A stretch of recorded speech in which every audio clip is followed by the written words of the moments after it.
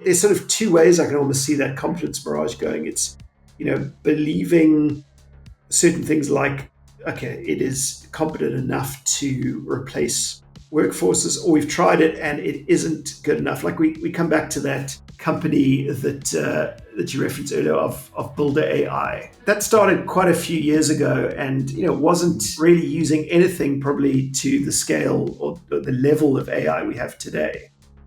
But someone could say, well, that didn't work then, so AI isn't particularly good, and that's something that would be easy with the speed at which things are moving. Maybe you did a POC in 2024, so your competence, your bias on the negative of that, the competence, like, no, it's useless, it'll never do anything.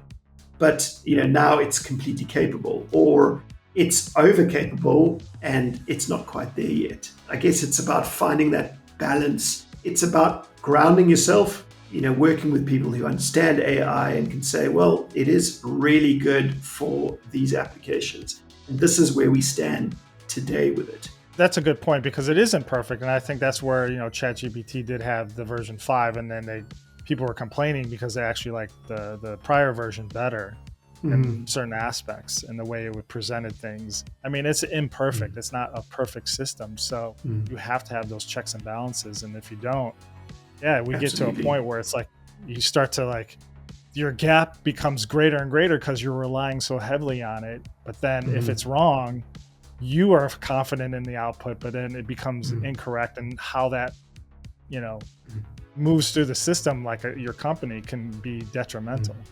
Yeah, absolutely. I think let's get into a little bit more of the infrastructure, like done right from basically feature to function. None of this is inevitable. I think there's great examples, show how infrastructure investments actually pay off. Absolutely. I mean, there are quite a few kind of real world success stories, and especially with companies with domain specific infrastructure and not just those flashy demos. Those are the companies that are really winning. And I think it's also about empowering teams closest to your workflows, which will kind of yield much better return on investment than just having a sort of siloed, centralized innovation team.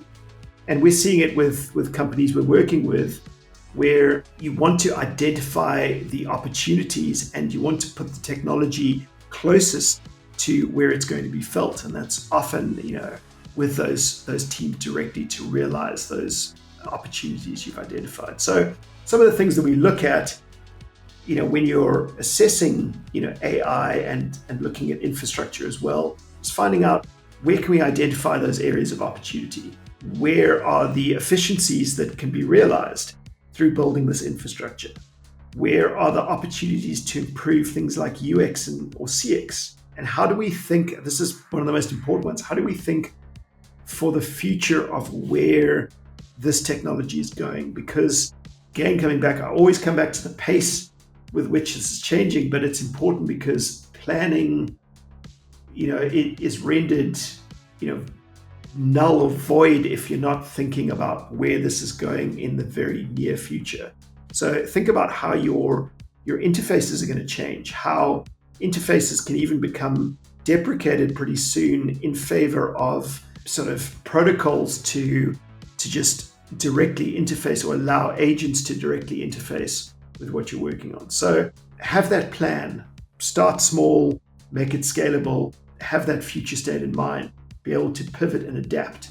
I'm curious, in video games, cheat codes let you skip months of grinding to unlock special abilities instantly. Have you ever wished for something similar for your software challenges? What if there's a way to instantly access 20 plus years of specialized expertise instead of developing it all internally? What if you could solve in weeks what might otherwise take months or years? Would you agree that most organizations face a steep learning curve when implementing new software solutions?